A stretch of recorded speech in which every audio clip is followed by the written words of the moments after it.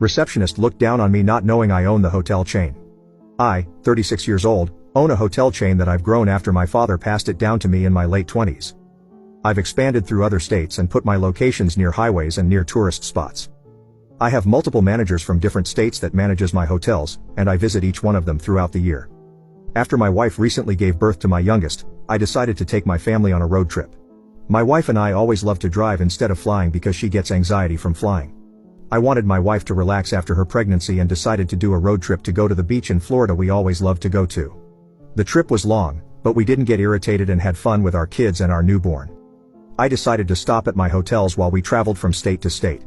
To me, I could spend time with my family while checking up on my hotels, so I didn't have to check on them again after a couple of months.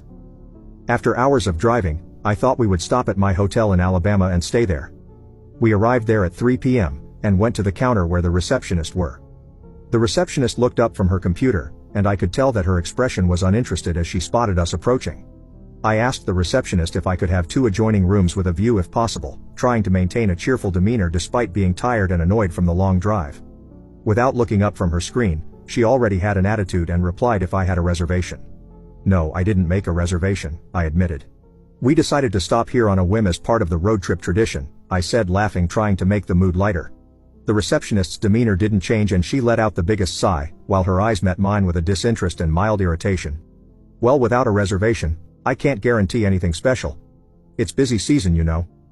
I looked at her and apologized, telling her that she was right and that I should have made a reservation. She let out another sigh while shaking her head and muttered something underneath her breath. I noticed it and asked her if she had a problem, while smiling. Her eyes widened, maybe she got caught off guard by my question. She seemed to realize she had let her frustration slip, but instead of apologizing, she straightened up. It's just that we have a lot of guests coming through, and it's hard to accommodate everyone's request without proper planning, she replied with a defensive tone. She continued by saying, and you guys decide to come here without any reservation is being inconsiderate for the people who work here. I was shocked about what I was hearing, but I maintained my smile and told her that I completely understood. I told her that she was just doing her best to manage because of this busy season and she's probably tired. I understood that it was wrong for me to not call a reservation, but I was already being treated like shit in front of my family. I took a deep breath, trying to remain composed despite the surge of frustration. I felt like this interaction had taken a turn for the worse, and I needed to handle it delicately, especially since my family was standing beside me. I didn't want to cause any commotion. I appreciate your honesty, I said, my tone measured. And I apologize for any inconvenience our stop may have caused.